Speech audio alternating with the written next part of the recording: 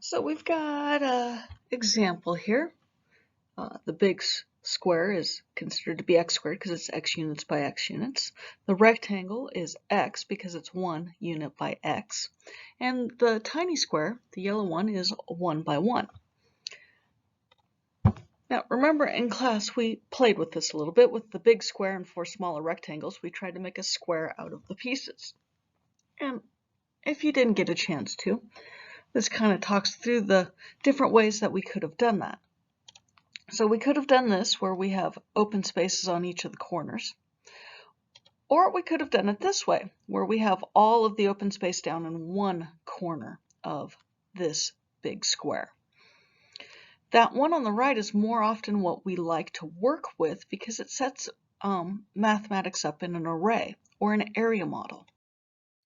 So what we're going to work with is making perfect squares. We want to write a quadratic expression in both x squared plus bx plus c and x plus h quantity squared form for each visual. One example is given, that's going to be c. So start with, on c, we've got that big square, that's x squared.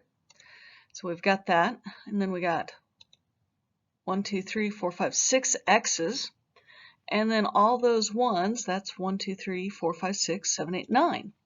So there's the x squared plus bx plus c form. Now let's get the x plus h. Well, what is the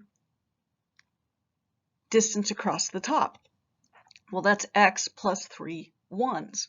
And down the side, that's x plus 3 ones. So that's x plus 3 times x plus 3, or x plus 3 squared. And then I'd like you to do a, b, d, and e. Doing the same thing. Write both forms. And then, continuing, put your ideas to the test to fill in the blanks for these perfect squares. If you need to go back to the previous slide, do so and pause the video. Just rewind the video a little bit for it. Now, on this, we want to write the standard form into that squared form. So that's working a little bit with our x puzzle. We take that last term, 36. We take the coefficient of the middle term, 12. What can I multiply together to get 36 that adds up to 12? Let's see, 1 times 36 gets me 36, but that adds up to 37. 2 times 18, but that adds up to 20. 3 times 12, but that adds up to 15. 4 times 9, but that adds up to 13. 6 times 6, oh, 6 times 6 works. And notice they're both the same thing. That's what we're looking for. What number can I take and square to get the constant term that when I double gets me the middle term? And double means take the number times 2. So 6 goes in our blank. And we'd like to do the same thing with the next two as well.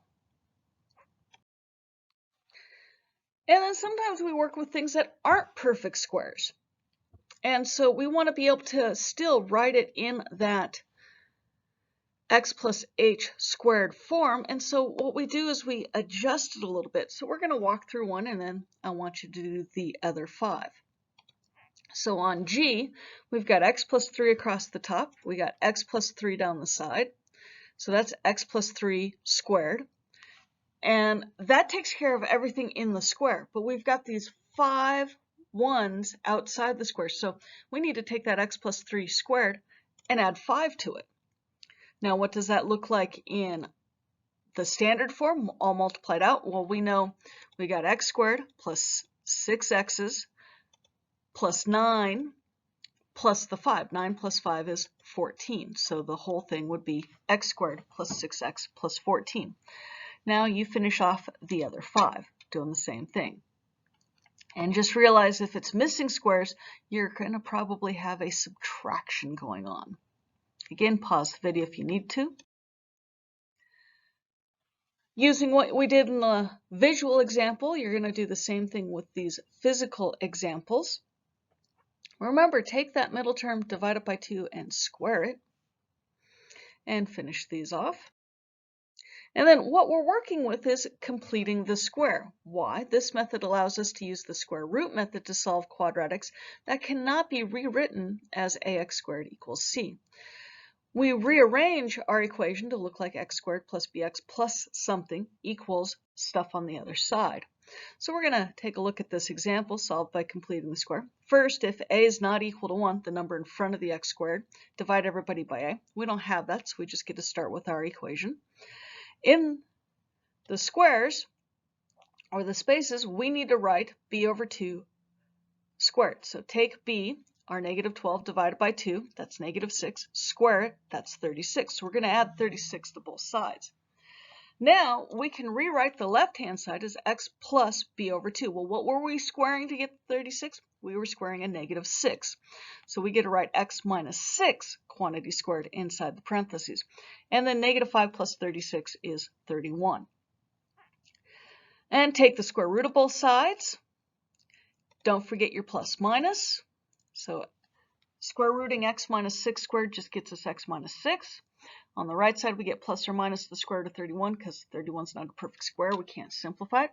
Then we finish solving for x. So adding 6 to both sides, we end up with x equals 6 plus or minus the square root of 31. Now that process gives us a ton of information. Let's take a look at what it gives us.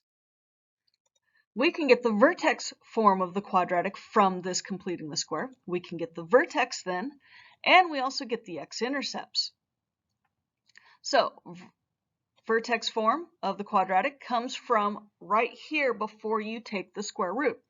All you have to do to get this into the vertex form is then subtract 31 from both sides. And so we have y equals the quantity x minus 6 squared minus 31. And we can get our vertex, because now this is in vertex form. We have a 6 inside, because we take the opposite of it, and a negative 31 on the outside. So our vertex is 6, negative 31. And we also get the x-intercepts. That comes from when we solved for x. Our x-intercepts are x equals 6 plus or minus the square root of 31. And now I've got 4 of them I'd like you to practice on. Mainly 1, 2, and 3. 4 is a bonus question because the lead coefficient is not 1. It gets a little trickier to get the vertex form and the vertex. And then check these off with me in class.